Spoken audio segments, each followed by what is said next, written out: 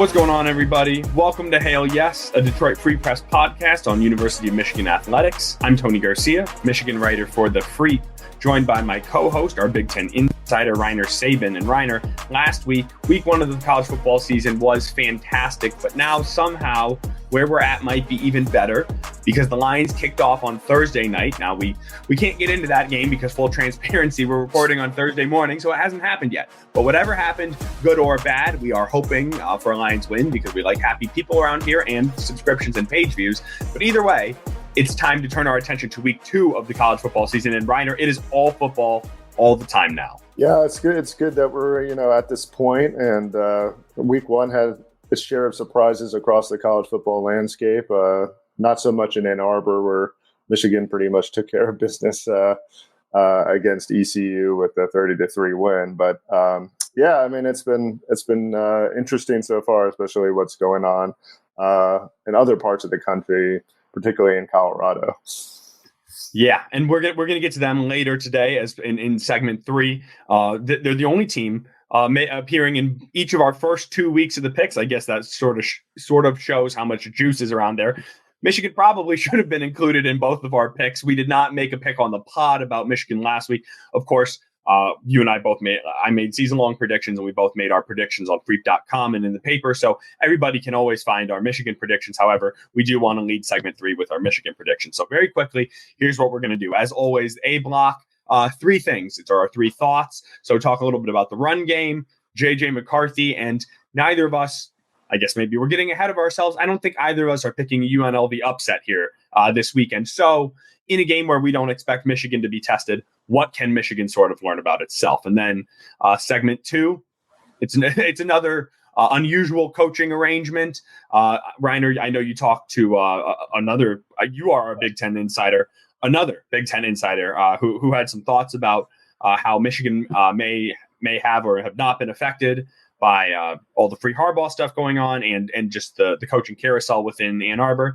And then we'll get to the picks. So, okay, up first, perhaps the main storyline from what materialized in Michigan's week 1 game against East Carolina, a 30-3 victory, was Michigan did not score those 30 points the same way this year as they did last year. 3 touchdowns through the air, 1 on the ground. The running game, not great. There are many reasons for that, but we've spoken to both Blake Corum and Donovan Edwards since then, Reiner. What did you take about their sort of explanation and what they thought about their week 1 performance? Well, I mean, again, they mentioned the fact that ECU was loading the box, which they were, and Jim Harbaugh alluded to the fact that that's becoming a trend in college football. But it was interesting to see how effective it was in stopping this running game, and raises questions about what it's going to be like going forward. Again, 22 of the carries that Edwards and Corum had went for 2 yards or fewer. So, I mean, aside from, Corum's 37-yard run and his 21-yard run, they really didn't get much against a group of 5 team. And if they could be effective, it makes you wonder, what other Big Ten teams, with much stouter fronts, can do against Michigan. And also, I mean, is this line, built to run the football as well as, the previous 2 offensive lines at Michigan? Maybe they're better at pass blocking. So, I mean, it raises a lot of different questions about what Michigan how they'll attack teams going forward, how other teams will play defense against them, and how effective all of this is going to be. Right. It does, but I would hesitate before I ventured anywhere toward concern, because let's not forget, East Carolina was a top 20 unit in the country against the run last year. Power 5, group of 5, what have you. So it's a good unit. It's a good front. And there was some turnover, not as much as on the offensive side of the ball. But you said it, right? You said it. Jim Harbaugh said it. Blake Corum said it. JJ McCarthy said it. Kirk Campbell said it. Everybody said it. They were loading the box. 8, 9, 10 guys. I think I saw at least one play where there was actually 10 guys. I don't know if he was the safety was quite in the box, but they were darn close to the line of scrimmage. And I mean, Donovan Edwards, we know Donovan Edwards is never shy to be confident about his own capabilities. And even he said, eventually, there's only so much you can do when they have that many guys. And there is a guy in all 3 or 4 of your holes, in your first read and in your bounce back lane. And so it was all by design. And I think Michigan, if you can pass down the field, I mean, JJ McCarthy, because there were so many people close to the line of scrimmage, JJ McCarthy's 10 of 11 for 175 yards and 3 touchdowns on passes beyond 10 yards down the line of passes, with more than 10 air yards past the line of scrimmage. Last year on those passes, he was completing 44%. So, I mean, sure, you could say maybe there's concerns about statistically 3.9 yards per carry is concerning for a Michigan line against a group of 5 team. But if it means you're going to have this type of success through the air, then it's just going to be the opposite of what it was last year. Yeah, maybe so. I mean, I still wonder. I mean, again, if Michigan wants to maintain the integrity of the formula that basically created their rebirth in the last couple of years through the run game and such, and play off of that. It could affect how they play the entire of the game. No, don't forget the run game has a real huge effect on the defense. I mean, that was part of the reason why the defense has been so effective the last couple of years, is that they're on the field for fewer plays. It's part of their whole strategy. I mean, I don't think they want to get into a situation where they're passing more than they're running, honestly. I mean, I think that, while they want balance, I don't think they want to get to the point where they're leaning on the pass versus the run. So they need to establish that running game, and they can't really bend to the will of their opponents either. I mean, it's in some ways, like they've got to establish that in some way, shape, or form. I don't know if they need to get more creative within the running game, and that would be where maybe JJ McCarthy comes in. Of course, there's obviously some issues, presented with that as well, as far as maintaining his health over the course of the season. Right. And I know we want to get into that, but before we move on to JJ and the running game, I think there's a few more thoughts to the running game and its creativity. I mean, the first thing Jim Harbaugh, when we talked to him on Monday, said after he had watched the game with Sharon Moore is, we got out of there healthy, right? That was not a coincidence to me that he was like, good team win. Everybody's healthy. No one was carted off. There were no new major injuries. Michigan did not need to run east-west, right? If you notice, no jet sweeps. Maybe there was a screen pass. I can't recall it, to like a bubble screen to a Roman Wilson, like what they did last year. They were just going north-south, right? That was sort of their MO as it appeared to me that in week 1. And so, I mean, I guess how much should, and one more thought before JJ, Donovan Edwards last year against Ohio State, even when he went off, like his historic game, right? 22 or 23 rushes, 22 rushes, I believe it was, 216 yards. He hit a 75-yard home run and an 85-yard home run in the fourth quarter. Now, you can't just take away those. I mean, those are the plays of the game, but if you just look at the raw numbers, on the other 21 rushes, he had 60 yards. So Donovan Edwards it is sort of he doesn't have a lot of 12, 13-yard runs like we saw Blake Corum have last year. Donovan Edwards, once he gets to that second level, is usually gone. And he just wasn't getting to that second level. And I think that was more a product of scheme than concern. And you brought up the offensive line. I mean, they had Carson Barnhart move from the right side to the left side. You got a new center. You got a new right in Drake Nugent, new right tackle, and Miles Hinton. It's going to take some time. And when we spoke to Miles earlier this week, that was as honest as I've ever heard a player be about their own assessment after week 1. I mean, every edge rusher we talked to this week was like, yeah, we were frustrated, but I thought we still did well. And they had a good game, but none of them were like, no, not acceptable. Didn't get home. No excuses, even though they could have excuses. But Miles Hinton was like, yeah, that was uncharacteristic. Like, I had happy feet. I was not myself. That's not how I practiced. And so they give him a little bit of time to gel, right? This line. I guess. I mean, the weak part of the team. I mean, the offensive line was actually right up the middle. I mean, if you look at Pro Football Focus, they had 7 for 27 over left guard, 3 rushes for 4 yards, middle left, which is A gap. Between the tackles, is where they were completely shut down. Yeah, I mean, and that's but that's where the box is. That's where they loaded the box. I think Oluwatimi last year was very good as a run blocker. I don't know what Nugent's going to be like, and so far, I mean, that it seems like there's going to be somewhat of a drop off there, and so that I'd heard some rumblings that some people thought that this line might not be as strong in the run game as the previous lines, and and even some people, a scouting source told me that he thought that Zinter was overrated as a run blocker, not as strong there as some people are led to believe, and so it is something to kind of monitor going forward. Now, I mean, again, like you said, they are integrating new players into this, so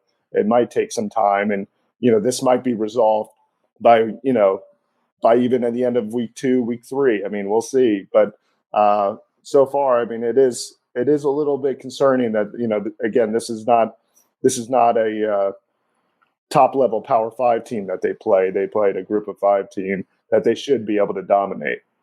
Yep. Michigan did not. I mean, 3.9 yards per rush would have been their fewest of any game last season. I mean, the numbers don't back it up. I just, as you are, I mean, doing a great job of, I mean, really breaking down, especially inside running between the tackles, which is where the strength of their game was last year, that they did not do that this week. I think that's more of a 1 week, 1 opponent thing. But to your point, there was not really an opponent even capable of doing that last year. So it could be both, right? But that was also the issue. Yeah, and that was also the issue in the TCU game. I mean, they also didn't do Donovan well. Edwards compared the two styles of defenses as well. Up the middle. I mean, they weren't getting much in that way too. And that, maybe there is some bit of a game plan that was discovered by TCU last year. I know everybody was kind of wondering how that 3-3-5 defense was going to be able to hold up, but maybe they, with this linebacker shooting the gaps or whatever, they found something there. Right. And I think that's what I wrote about Sunday going into Monday. Mm-hmm. And I think Michigan knows that, which is why JJ McCarthy said the line, if they know, and you had it in your column as well, it was the best line in the postgame. Right. If they know the answer, we're going to change the question. Maybe some teams have figured out what this answer is to slowing the run game. But you saw Michigan had a really good pass game answer in week 1. And the guy who was responsible for that, JJ McCarthy, seamless segue into the discussion around him. He did not run once, and he was still, and he was extending plays with his legs, being mobile, but he did not run. I think his box score was 1 rush for -2 yards. However, that was just falling on the fumble when he had the missed exchange. The element of JJ not running also changes Michigan's run game as well, right? And I think as part of that, keep him healthy mentality, they're going to be careful with him, certainly to start the year. Yeah, I think it does change because, I mean, even when he was kind of, presented as a possible runner, a defense can't key in on Edwards and Corum. They have to be wary of him getting to the edge on the outside. Say he pulls it on his own run. I mean, last year that happened on occasion where, defenses really couldn't, basically crowd the middle, because they would have to prepare for the possibility that he would be able to pull it and run to the edge, which he can get to the edge pretty quickly, as we've seen. That's, and he wanted to run more this year, going into this year. He said he wanted to use his legs more. He said that's, God gave me this ability. And so he wanted to do that. Now, so, I mean, there is that element that's a very attractive element to his game. But, considering what they have as backup quarterback, it's a very difficult thing to, consider running him all the time or even semi-frequently, knowing that, they have to preserve his health over the course of the season because, They don't have a backup quarterback like they did last year or going into last year. I mean, whether it was going to be J.J. McCarthy or Cade McNamara starting, the other guy was, just as good, and there was no drop off really there between, being able to run the offense. I mean, obviously J.J.'s a more talented player. Cade wasn't, didn't have his same skill set, but there wasn't going to be as much of a drop off. Now with Jack Tuttle and with Davis Warren, I mean, we don't know, and they're trying out the backup quarterback right now, so that remains an unsettled question. Right. Well, that's all a very good point. Except that Cade was hurt after week 3, right? So right. They had the same quarterback situation for the entirety of the Big Ten season last year, and I would argue maybe it's better now. They had Alan Bowman though too. I mean, and that he was a Power 5 level starter at one point. So I mean, they still had that in the back. With him transferring out, they don't have that kind of person. I mean, Tuttle's obviously played some at the Power 5 level himself, and and they like what Davis Warren can do. Yeah, and there's a huge, massive drop off between J.J. McCarthy and anyone else. But right. I guess my counter to and I mean what you're saying is all correct. But Michigan knows this. It's why he didn't run in the first game. It's why I don't expect him to run again in this game.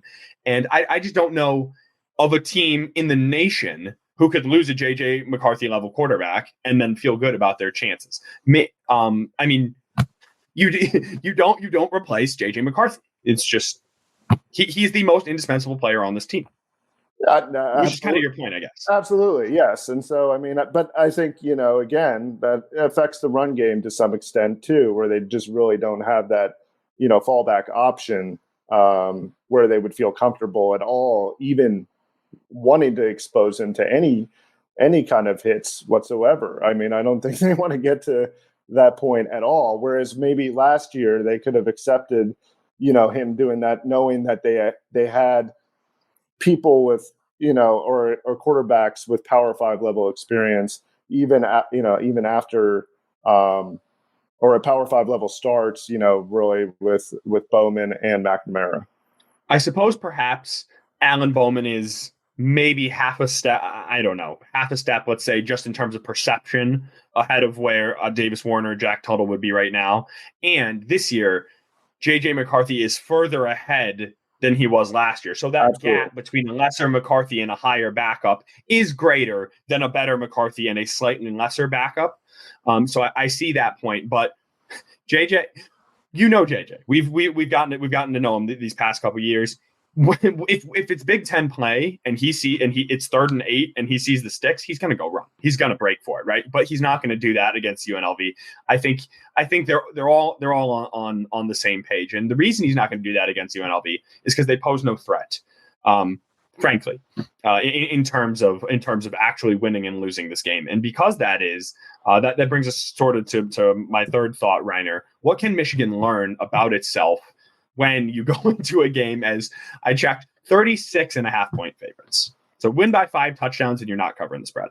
Yeah, I don't know if they can learn much. I mean, it's going to be interesting. Again, I was looking at, Pro Football Focus, and, they didn't, neither one of their quarterbacks, completed a pass over, 10 yards. And so, I mean, that's not going to challenge the defense at all. And I do wonder, I mean, if that's the case, I mean, how do you play that, or how do you come away with, any kind of solid evidence about what your team is like defensively? With the offense, it's more of an interesting question, because Barry Odom is a pretty good defensive coordinator. He can scheme you up, especially from a coverage standpoint. Definitely mixes in a lot of zone. So it'll be interesting to see, how JJ contends with that, kind of trying to find the pockets in the defense, and being able to exploit that. I think Kirk Campbell, who I think has a lot of influence over the passing game, will be able to find some things for JJ McCarthy to do well. And I think again, that relationship is going to just get better over time, which, I'll be interested to see how they handle this second week, especially against a coach with the defensive knowledge and institutional knowledge that Barry Odom has. Right. It's not as though, but it is his first year, right? And so right. This is going to take a little while. I mean, UNLV has no pedigree to begin with, right? One winning season since 2000, 2 winning seasons since 1994. And so if he does anything, he would be the first in a long time to do something in Las Vegas. However, I mean, this is not a team like East Carolina last week, right? They were gutted by the portal. Just simply put, this is not a team, UNLV, that doesn't have talent. They have like a few pieces, right? So Odom came; he was the defensive coordinator at Arkansas. He brought Jackson Woodard, who is the quarterback of his defense here at UNLV. He led them in week 1 with 9 tackles, like 6'3", 230, just good sound mind in the middle. Jacob DeJesus, this shifty JUCO wide receiver, who he nearly cribbed a kick in the opener. He was tackled on like the 4-yard line, but he's actually very fast. Donovan Lester, he was shut down in week 1, relatively like 10 carries. I think it was 25 or 30 yards or so, but he came in from William and Mary, where he averaged more than 6 yards a carry the last couple seasons. On the edge, defensively, it's Xavier Carter. I should know it off the top of my head. He transferred from LSU. And so, like, I mean, like you got some guys who did some things other places. And Ricky so White too. Ricky White. Ricky White, the former Michigan State wide receiver. Although we've talked about, you and I talked about that the other day when Ricky White went off, and Michigan State beat Michigan in 2020. It was the COVID year. So, and I think he was talking about how he was looking forward to going off against in Michigan Stadium again. Something tells me that he's not going to quite have the game he had last time. No, I think that was obviously a direct result of how Dodd Brown chose to play defense that game, where he had, Vincent Gray and the corners isolated one-on-one, and Jay Johnson and Rocky Lombardi just dialed up some deep throws downfield, and it worked in that situation. I don't think Michigan is quite as susceptible to that this time. Yeah, certainly. And I know people like to look back at that with revisionist history about how horrible it was. I mean, Rocky Lombardi throwing a deep ball to Ricky White doesn't, like, if that's the way you lose, right? Like, so be it. I mean, I think that's the way you got to go down, instead of, maybe there should have been some level of adjustment, obviously, once Michigan State wasn't moving the ball any other way. But well, I mean, it's arguably that's what led to the defensive change. Ultimately, was that loss. I mean, in some ways, I mean, as much as it was probably needed to happen, and to get to this point where they do have an NFL style defense. They brought in this Raven style defense, so there's been much more solid against all opponents, big and small. Whereas Don Brown's defense was largely good against teams that were these types of teams, right? UNLV. These types of teams, or a team that has like one substantial weakness, that they can take care of. I mean, like, again, when they were matched up with teams that were able to find some clear weakness in the man coverage, or just had better talent across the board, like in Ohio State, they got exposed. And so this defense is much more able to kind of scheme things up opponent to opponent, because it's versatile. And that's been a key to their success, I think, over the last couple of years. It has been. And you mentioned Doug Brumfield, the dual threat quarterback for UNLV, who did not complete a pass more than 10 yards downfield last game. Mason Garcia for East Carolina did not either, 0 for 4.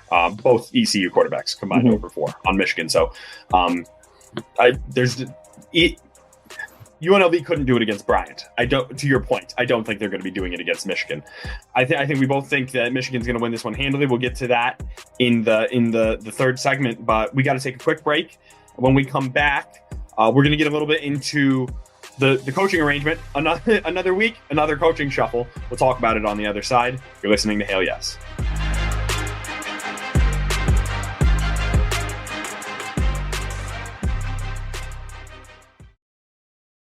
All right, Reiner, we're back. And talking coaches, Jay Harbaugh taking the first half of Michigan's game against UNLV on Saturday. Running backs coach Mike Hart taking the second half. I think you think this is a bigger deal than I do. Yeah, I just think it's a peculiar arrangement. And, there's a lot of distractions and, disruptive elements that have kind of colored the whole first part of the season so far.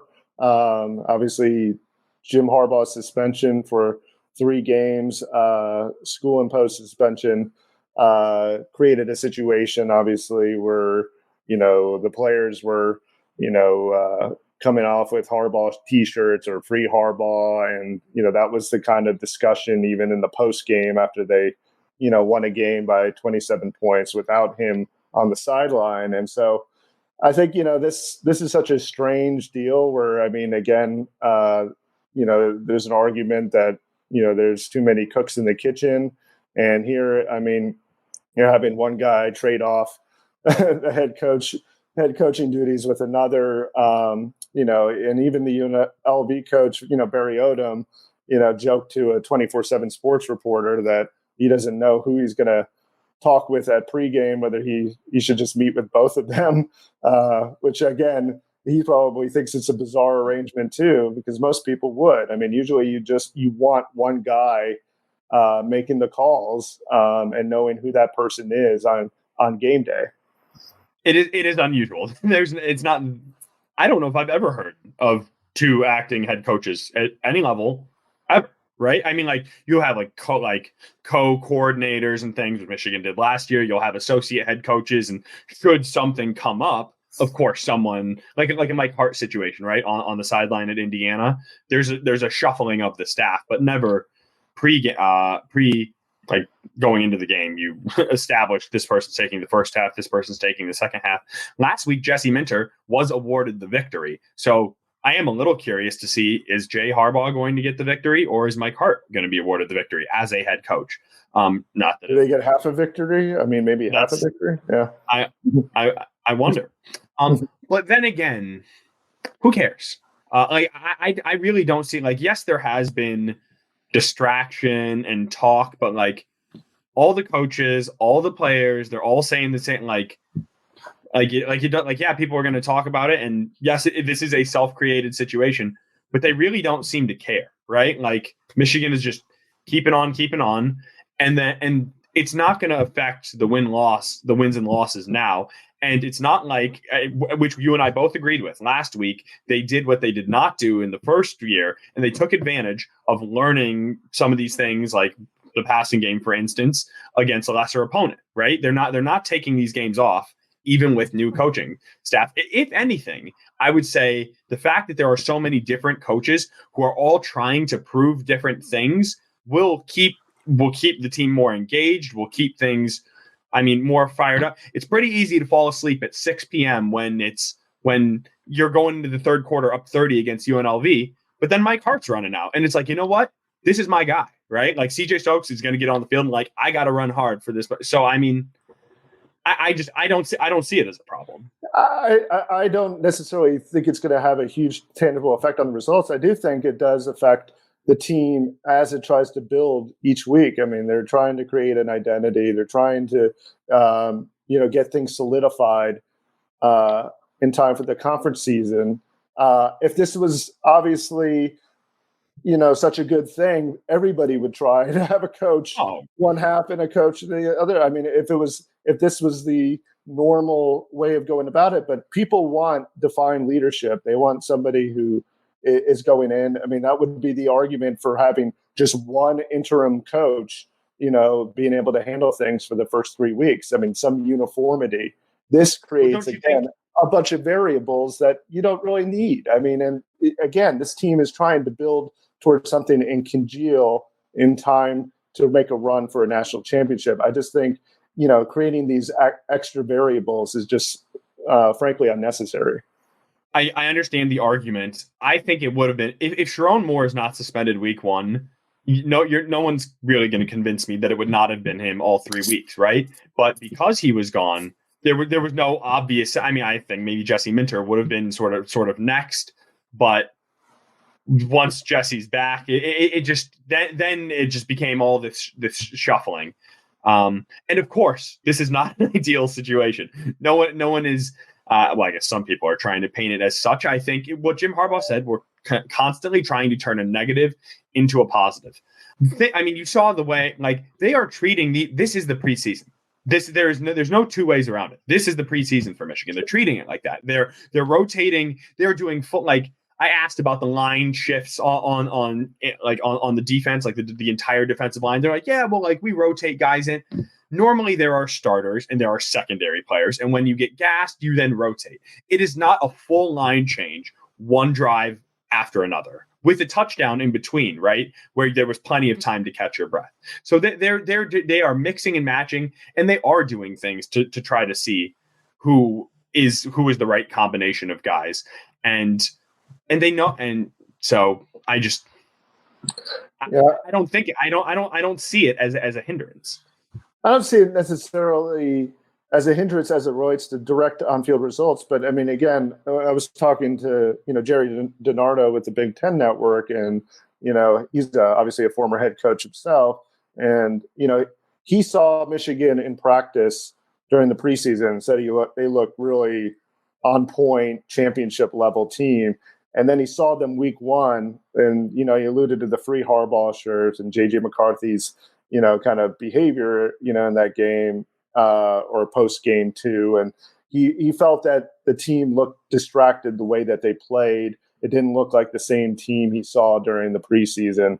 So, I think it is something that, where you just want to kind of, at a period of such volatility, regarding Harbaugh's situation, you probably want to create as much normalcy as you can if you can create it. And obviously this arrangement, kind of goes in the other direction by creating something that's a completely unusual and abnormal and frankly, I might be unprecedented where, coach coaches one half and the other coach and another coach coaches the other half.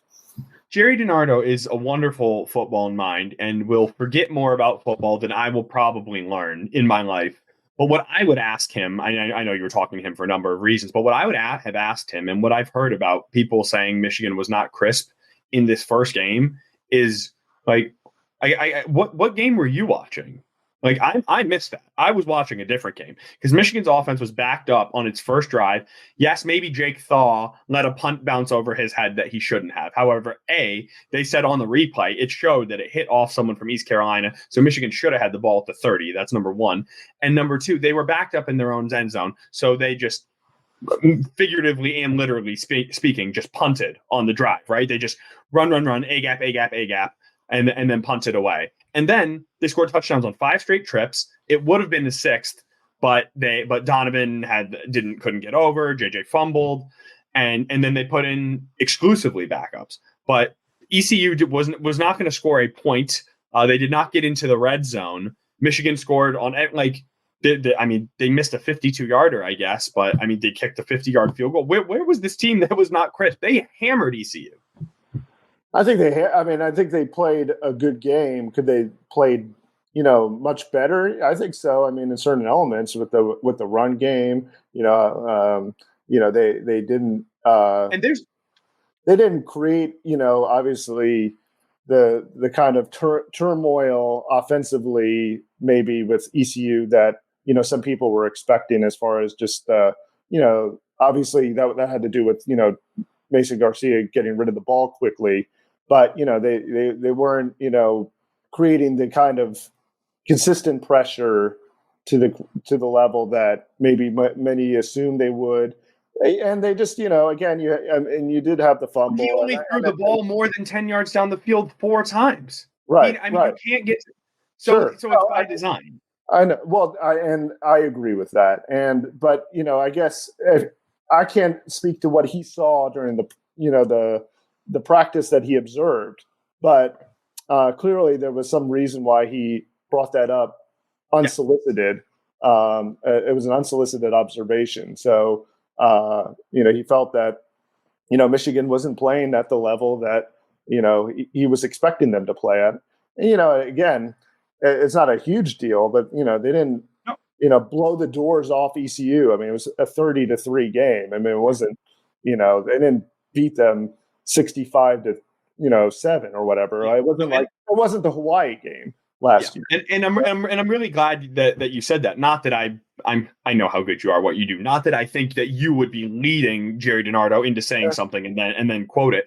But I could see how the discussion would come up of like, maybe something, right? I mean, just how when you are having conversation and saying that it was a distraction, he could be, it might have been a distraction. But for him to bring it up, and he, even though we cover the team, he's seen more practice than we have, because if he's seen 1 second, it is 1 second more than you and I have been allowed to see.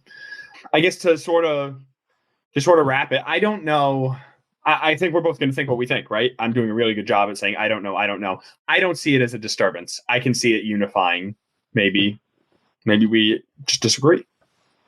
Yeah, I mean, that's fine. I mean, and but again, I'll stick to my point is that like in an environment that's already seems very chaotic as it is, because your head coach is not there on the sideline.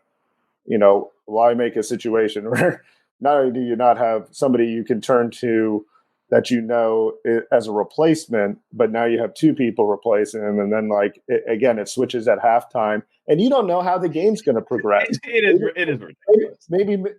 Maybe Michigan comes out slow, and they need to figure out what's going on here, and then they're like, "Well, I'm hanging off the baton to you figure it out." I mean, or it's like. It's a peculiar arrangement that you don't know how it's going to play out because of the circumstances that you may end up encountering during the course of the first half.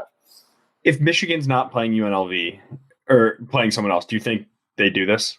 Like if it's a 2024 schedule? No. And I don't know how Barry Onen looks at it that way too. I mean, does he treat it as a sign of disrespect? I mean, I don't know. Absolutely. Yeah. And so, wouldn't you? I mean, I think so. I think most people would probably think that was the case. I mean, yeah. I mean, he's not going to probably say that, but again, it's a weird thing that I find is completely unnecessary. They could have just picked one person, and it would have been fine. I mean, I think people would have accepted.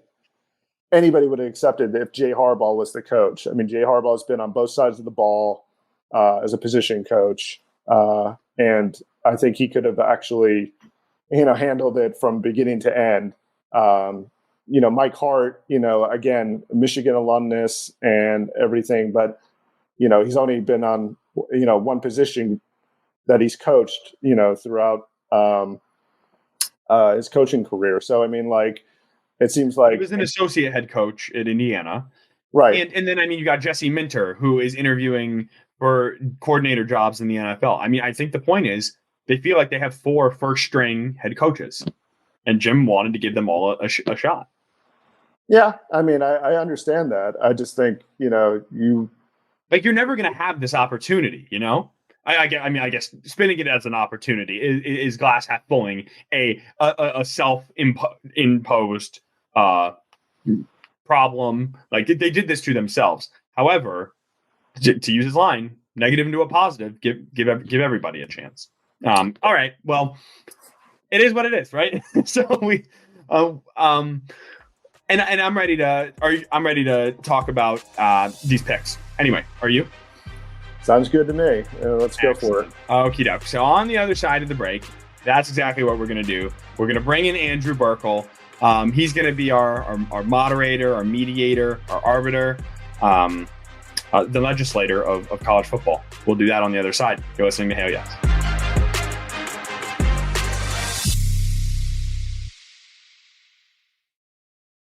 We are back, and it is time for the picks.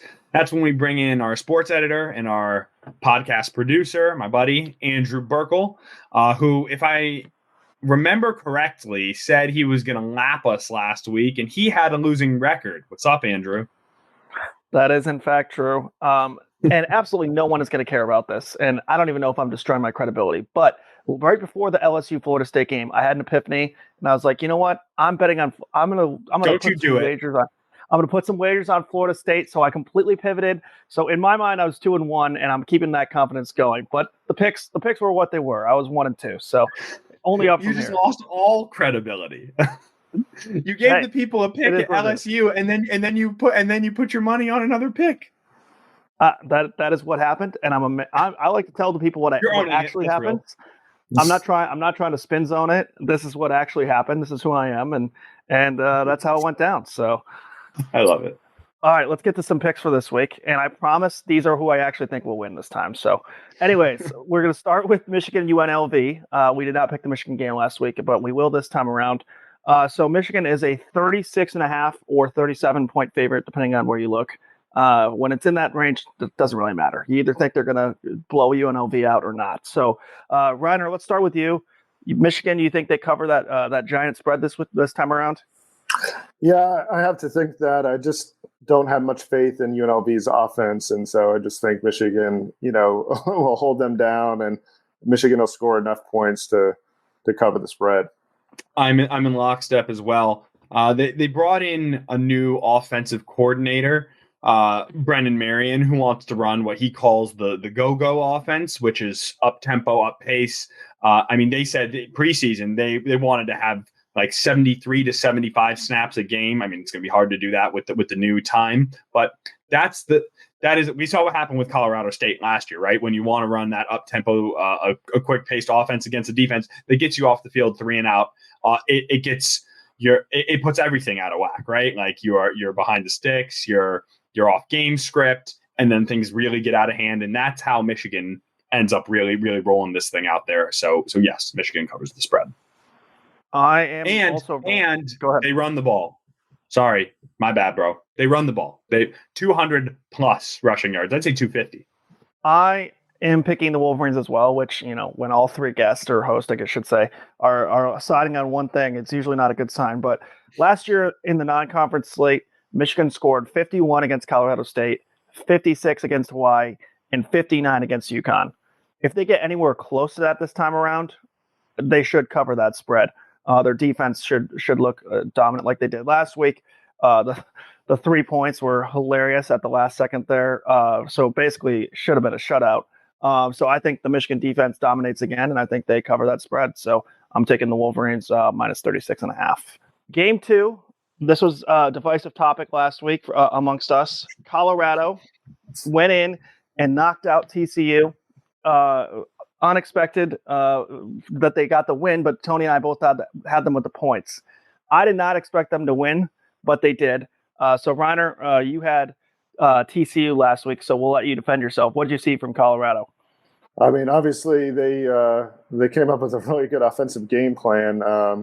I know Johnny Hodges, the TCU linebacker, was saying that the defenders didn't step up. It wasn't the defensive coordinator Gillespie's fault that they couldn't stop Shedeur Sanders and the rest, Travis Hunter, and all the dudes on Colorado that they've acquired, and especially this through the portal this offseason. So, I guess again, credit to Sean Lewis, the offensive coordinator for Colorado, for be able to scheme up a offense that was able to just attack TCU from beginning to end. So, I think, again, because Nebraska just won't be able to keep up. I'm going with Colorado. It's amazing what 1 week and one performance can do as far as how you feel about a team. But that was an impressive performance by the offense for the Buffaloes. It was. And as president of the Johnny Hodges fan club, I would just like to let him know it's okay. We forgive him. Just a great guy. I love Johnny Hodges so much. The frogs will bounce back. But you would think, because I was all aboard Colorado last week, that this is a very easy time to pick the Buffaloes, right? They're coming home. There has not been this much juice in Boulder since Cordell Stewart was there. And who do they get to host? Nebraska, who cannot help but fall, spit, trip, and bumble over themselves every step of the way, which is exactly why Matt Rule and the Cornhuskers are going in money line. Nebraska is winning this game outright in Boulder. Honestly, I can see that. I can see that pick, but I just can't. I can't convince myself what I just saw was that different. Nebraska barely could score against Minnesota. They lose 13-10. Now they're going to go up against an offense that just scored 45 points against a team who was in the national championship game last year and be able to outscore them. Shadur Sanders looked awesome. Travis Hunter was legit, and I don't see them not using him on both sides of the ball this time around. I mean, they're playing one of their oldest and biggest rivals in Nebraska with the chance to actually solidify themselves, and that game last week wasn't a fluke. I mean, the offense for Colorado was like legit. They were picking up first downs. Sanders looked awesome. I just don't think Nebraska, even on a good day, and I think it will be a pretty close game because, like you said, Matt Rule has everything to prove in this game, Tony. I just don't see Colorado getting outscored by Nebraska, and at the end of the day, scoring more points than the other team is how you win in football. So I'm going with Colorado to cover that spread. When the line looks this 50, I mean, wouldn't you think, I mean, that it would be more than a 3-point game at home? I mean, that's just no, because last week they were 20 and a half. Yeah, but they went into this game with Nebraska before in the preseason as 7 or 8 point underdogs. So I mean, the line flipped by 11 points. Okay. I mean, that's a pretty... I did not see that they were that. I didn't know they were full touchdown dogs to Nebraska preseason. I would have thought that it was maybe like a pick 'em ish because neither team was supposed to be any good. But still, the point remains. I mean, Johnny Public is all over. Is just when there's too much momentum one way, I don't be surprised when it goes the other. Absolutely the case against Colorado. I think is the public money, and Vegas knows what they're doing. So, speaking of Vegas knowing what they're doing, Alabama versus Texas in Tuscaloosa. Bama is a 7.5 point favorite against Texas. A couple years ago, this line may have been a lot higher, and I think it's actually a little lower than you might expect just based on last year's game where Texas almost beat them. But Texas, pretty solid team again this year, on the verge of being top 10. I think they're currently number 11. But Reiner, you used to cover Alabama, so what do you expect to happen in this one? Yeah, I was really kind of on the fence about this one. I mean, I'm going with Alabama, but I'm not really confident in their team this year. I don't think it's a championship level team quite to the level that a lot of other, college football people around the country, especially the pundit world, thinks. They're not as strong at receiver. They don't have the defensive might that they had when I was covering them, between 2016 and 2018. They really took a step back, defensively during that time. And, again, I think that's largely because Georgia's taking a lot of the guys that would have ended up at Alabama. Credit to Kirby Smart for that. So, Jalen Milroe has not proven himself to be, a top level quarterback yet. And he had a pretty strong performance in week 1, but even so, it's in Tuscaloosa. Saban usually gets his team up for these kind of big games. He knows how critical this game will be for the rest of the season, just kind of establishing what, this team's going to be all about at Alabama. So I'm going with Alabama, but I'm not very confident in that, actually. I got a quick follow-up for you here. Sorry, Tony. I got another follow-up. Just because Alabama is a team who Michigan could theoretically face in the college football playoff. When you say that they're not as good as maybe Alabama's past, we've seen Alabama teams who maybe had question marks, especially at quarterback over the years or different places across the field, go and win a national title. And in this landscape where, there's teams who have question marks all over the place, there's no dominant Georgia team from last year. Are they still good enough to get back to the playoff and maybe even win it? Or do you think it's just too many questions compared to the other Alabama teams? Too many questions. I mean, like even in 2015 when they had Jay Coker, they had Derrick Henry running. And again, Lane Kiffin fed him like 40 times a game, like towards the end of the season. And, he was just, running through teams and such. So they had a lights out defense still at that time. Minka Fitzpatrick was a freshman. Reuben Foster was at linebacker. I mean, you had Jonathan Taylor and Dalvin Tomlinson and, all those guys that were, went on to, be, top level draft picks. And so they don't have quite the depth that they did for those teams back then. And so, yeah, I just don't know if they can survive an SEC grind with the the limitations they have in certain position groups, especially at receiver. And then again, the quarterback is a question mark still.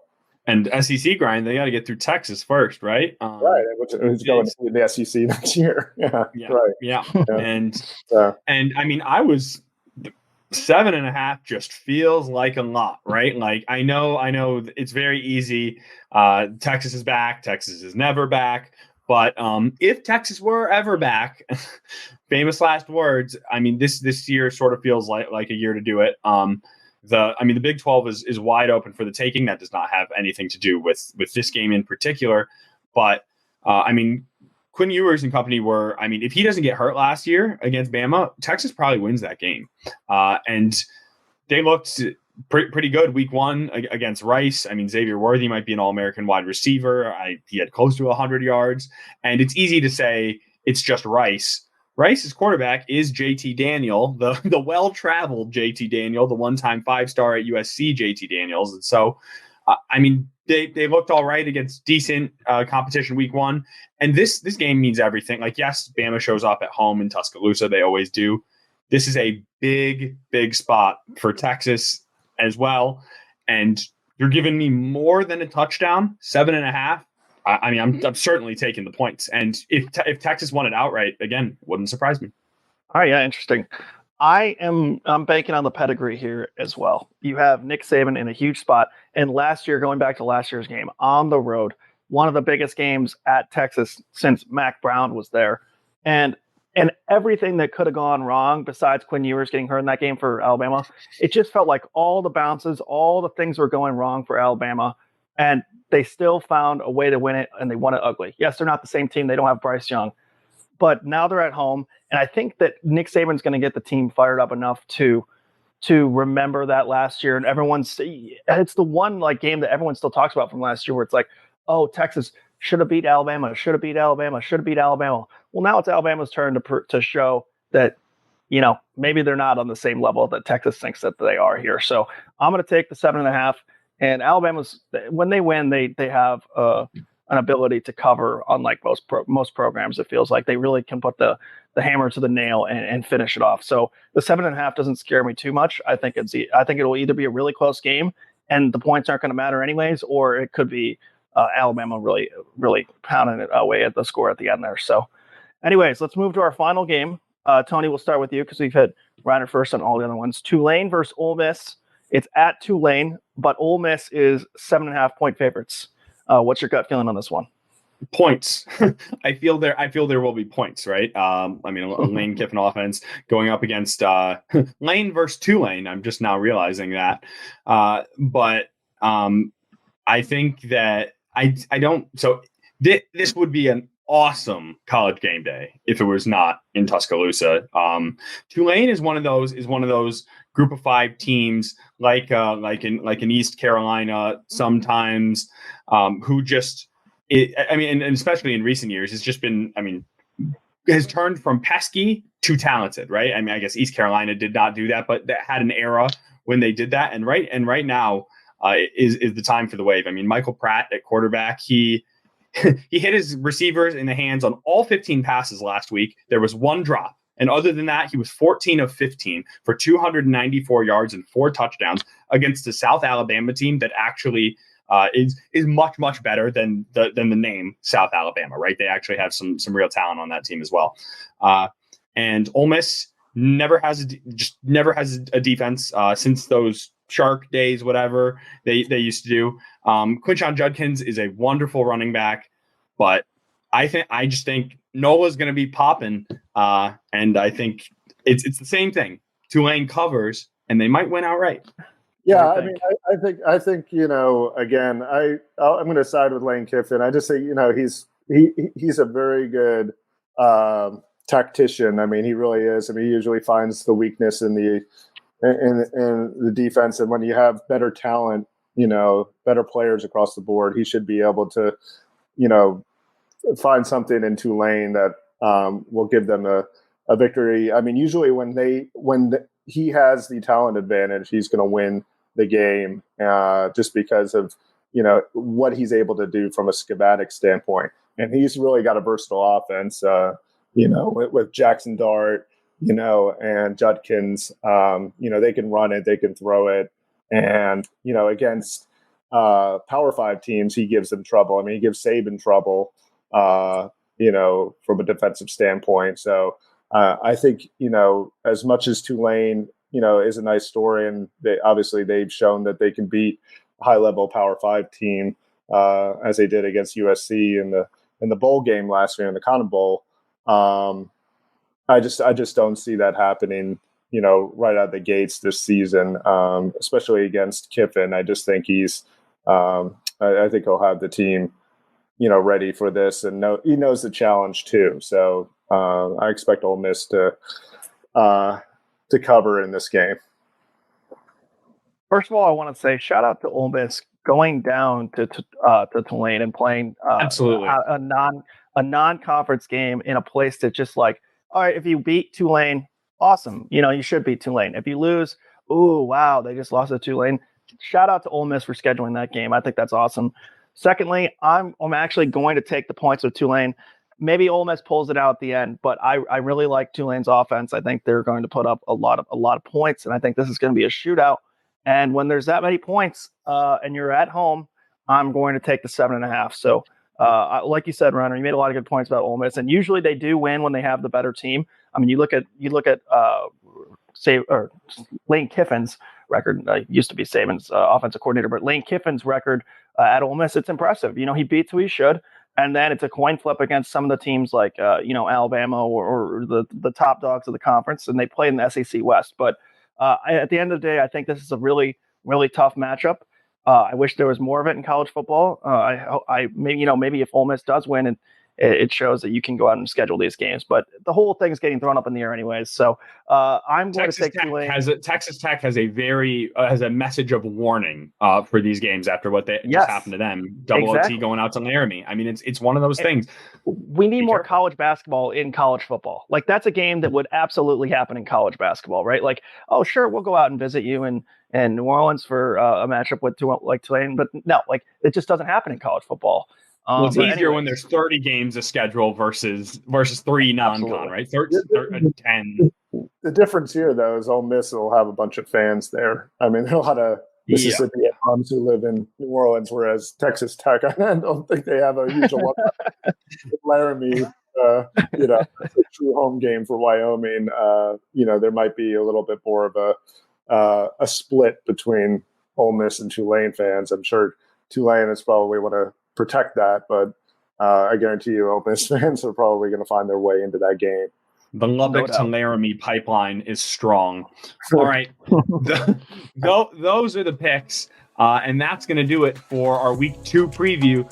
Again, Michigan will take on UNLV 3:30 this Saturday, September 9th at the Big House. The game is on CBS.